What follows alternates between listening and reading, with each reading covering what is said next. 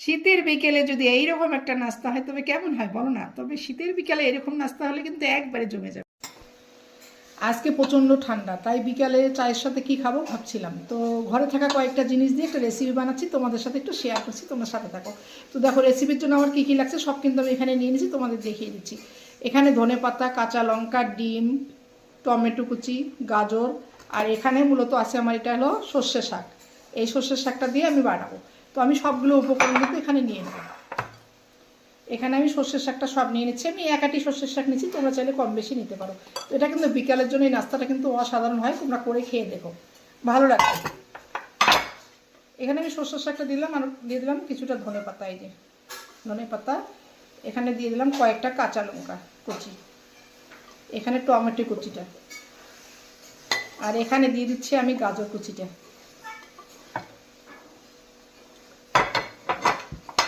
ডিমটা আমি পরে দিচ্ছি। এখানে আমি চালের গুঁড়া দিয়ে দেবো, এখানে দিয়ে দিলাম আমি চালের গুঁড়া, তোমরা চাইলে বেসনও দিতে পারো। আর দিয়ে দেবো স্বাদ মতো লবণ, দিয়ে দিলাম স্বাদ মতো লবণ। এখন আমি ডিমটা দিয়ে এটা ভালো করে মেখে নেব। দেখো আমি একটা ডিম দিয়ে দিলাম, তোমরা একটা ডিমই হলে হবে, তোমরা বেশি কম করতে পারো। আমি একটা ডিম দিয়ে এখানে হাত দিয়ে কিন্তু ভালো করে মেখে নেব।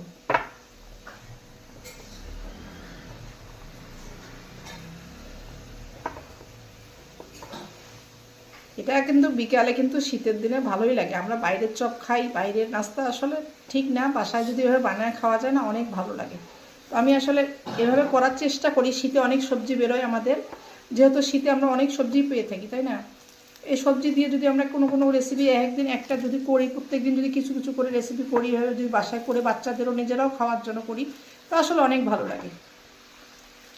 তো আসলে এভাবে আমি দেখো, এখন এটা আমি কিছুক্ষণ রেখে দেবো। আমার মাখা হয়ে গেছে, এখন কিন্তু কিছুক্ষণ রেখে দেবো। শীতের এই শাকটা বাচ্চারা খেতে চায় না, তো এইভাবে করে খাওয়ালে কিন্তু বাচ্চাদের কিন্তু শাকটাও কিন্তু পেটে যাবে, আবার অনেকটা উপকার পাবে, বাচ্চারাও খাবে এভাবে শাকটা রান্না। তো আমি কিন্তু এভাবে মেখে একটু রেখে দেবো, কিছুক্ষণ রেস্টে রেখে দেবো, তারপরে কিন্তু ভাজতে চলে যাবো। তো এটাকে আমি কিছুক্ষণ রেস্টে রেখে দিয়েছিলাম, তারপরে এই যে আমি এখন গোল গোল করে তৈরি করে নিচ্ছি, এভাবেই ভেজে নেব। তো এগুলো কিন্তু সব আমি এভাবে গোল গোল করে নেব, নিয়ে এখন চলে যাব ভাজতে। তো আমি এখানে কড়াইটা বসিয়ে দিলাম, আর তেলটা গরম হয়ে এসছে, এখন কিন্তু আমি এগুলো ছেড়ে দেবো সব একটা একটা করে। এভাবেই আমি সবগুলো ছেড়ে দেবো। একটু সাথে সাথে ভাজতে হবে, কারণ এটা যেহেতু একটু নরম হয়, এটা চাইলে তোমরা একটু চালের গুঁড়োটা বেশি দেবে, শক্ত হবে, কিন্তু এটা সাথে সাথে ভাজাই ভালো। তো আমি এভাবে কিন্তু সবগুলো গোল গোল করে রেখে এই যে এখন সবগুলো সাথে সাথেই ভেজে নিচ্ছি। আর এভাবেই গরম গরম খেলে অনেক ভালো লাগে। তো আমি এভাবে কিছুটা ছেড়ে দিচ্ছি। তো দেখো আমার কিন্তু শাকের পাকোড়াটা একবারে রেডি। এইভাবে যদি পাকোড়া বলো আর যাই বলো, বড়াই বলো, তোমরা যেটাই বলো না কেন, তোমরা যদি এইভাবে যদি বিকালে বানাও না, আমি বলতেছি ভালো লাগবে। খেয়ে দেখো শীতের বিকালে, আমার কিন্তু একবারে রেডি। এটা কিন্তু বেশি লাল হবে না, কারণ এখানে শাক আছে। তো এটা এখন আমি তুলে নিচ্ছি। তো আমি কিন্তু শাকের পাকোড়াটা একবারে ভেজে নিয়ে চলে আসলাম, একবারে শাকের পাকোড়া আমার রেডি। তো এই তো, তো আমার কিন্তু বিকেলের একবারে রাস্তা রেডি। এটা কিন্তু শাক দিয়ে অসাধারণ একটা রেসিপি, তোমরা বিকেলে করে দেখো। এইরকম সর্ষে শাক বা পালং শাক, যে কোনো শাক দিয়ে কিন্তু বিকেলে করে খেতে পারবে।